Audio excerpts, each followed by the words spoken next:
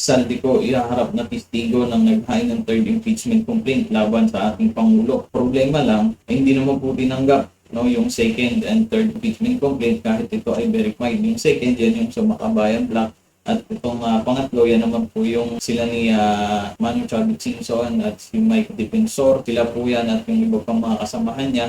Pero ang isa sa malaking katanungan ng taong bayan dito bakit yung naunang impeachment? Bakit tinanggap agad? Walang kabog-abog. Pero itong mga sumunod na mga nag-file ng impeachment hindi tinanggap. Yun po yung isa sa malaking katanungan. So ngayon mga kababayan, dahil hindi nga po tinanggap ng SecGen itong impeachment complaint, alamin po natin kung ito ba ay legal.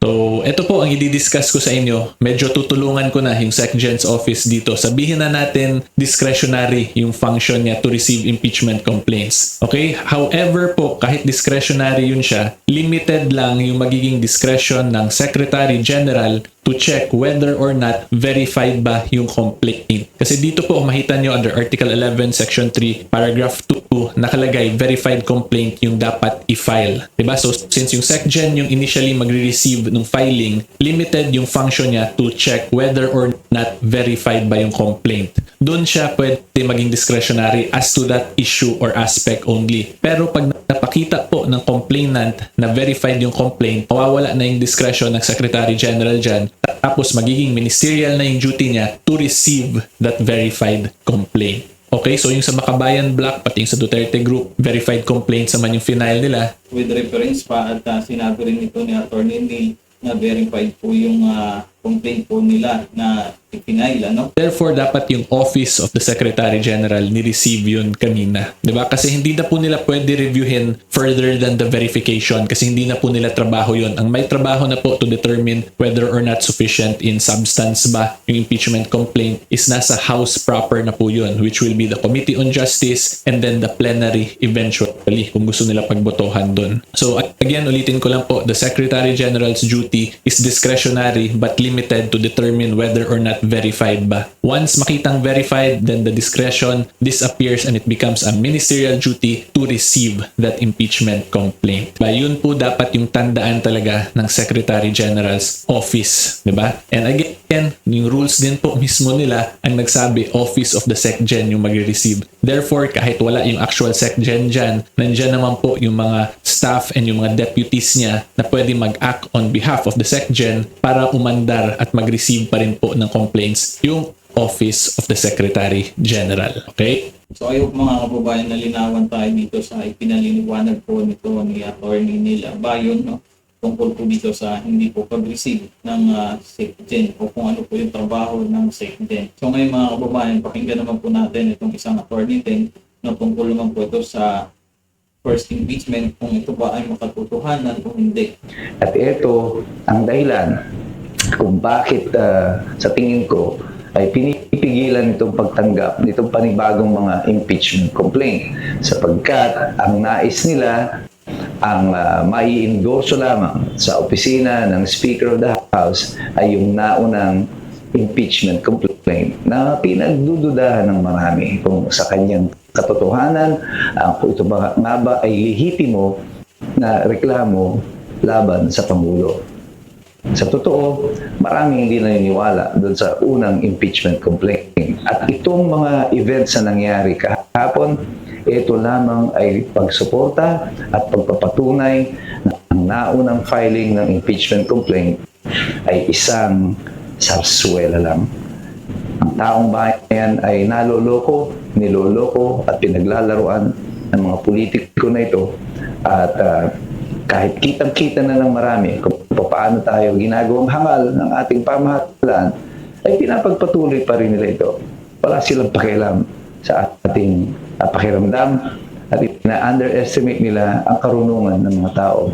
So yan, narinig po natin yung sinabi din po ng isang attorney, si Sir Mike, ay yun nga, tungkol dyan sa unang impeachment mga kababayan. At balik po tayo dito, sa balitang ito, Saldico, ihaharap na testigo ng mga nag-file ng third impeachment complaint laban sa ating Pangulo. Tetestigo umano si dating Congressman Saldico laban kay Pangulong Bongbong Marcos. Kung umusad ang ikatlong impeachment complaint. Pinag-aaralan namang sampahan ng reklamo ang Secretary General ng Kamara dahil sa hindi pagtanggap sa dalawang impeachment complaint. So ayan, malinaw kanina, pinaliwanag po ni Attorney Neil, no? Yung tungkol po dyan sa tungkol po dyan sa tungkol po dyan sa trabaho ng SecDen, mga kababayan. Nakatutok si Tina Pangaliban Perez. May pasabog daw na testigo ang grupong naghain ng ikatlong impeachment complaint laban kay Pangulong Bongbong Marcos. Saldico is willing to testify on our behalf doon sa graft and corruption issue at sa lahat na nalaman niyang bigay ng pera maging yung pag-aayos ng budget, hindi ang program allocation. Hindi tinanggap kahapon ng Office of the Secretary General ang ikatlong impeachment complaint, pati ang ikalawang reklamo na inihain ng grupong bayan at mga kaalyado nito dahil nasa abroad si House Secretary General Cheloy Garafil para tumanggap ng award ng Naku, pwede naman kasi mga staff, no? Ang tumanggap ng mga impeachment complaint na ipinasa po dyan sa kanila. Kasi ayun naman, nakalagay naman doon sa batas, no? Yung pinaliwanag nga po ni Atty. Lee na pwede namang kahit hindi direktang SecDen yung tatanggap, meron naman mga staff. Ang malaman daw ito ni Ko, lalo raw sumidhi ang kagustuhan nitong tumestigo. Nako, ito na mga kababayan, mukhang uuwi na ng Pilipinas itong si Saldico. No, ayan. Tanggapin nyo muna yung impeachment complaint para mapauwi ng Pilipinas po itong si Saldico. Ko ang nagsabing si Pangulong Marcos umano ang nag-utos ng budget insertions na nagkakahalaga ng 100 billion pesos sa 2025 budget. Pero tumanggi ang grupong idetalye kung paano sila nagkaroon ng komunikasyon kay Ko. Nung malaman ni Saldico na mag-file ng impeachment complaint at lalo malaman niya na pinlock, he is willing to testify to enhance the impeachment complaint file. Ang sabi niya, yung nga sa Senate, gusto na niya sa Blue Ribbon Committee, hindi sa pinayagan. Inaasahan namin na dito sa impeachment complaint ay papayagan siya mag-testify. Abangan po natin sa Monday kung tatanggapin na ba itong mga kababayan kasi ito yung napaka-interesting na mangyayari po, no? Siguro dito sa taong 2026, no, itong impeachment complaint laban dito po sa ating Pangulo.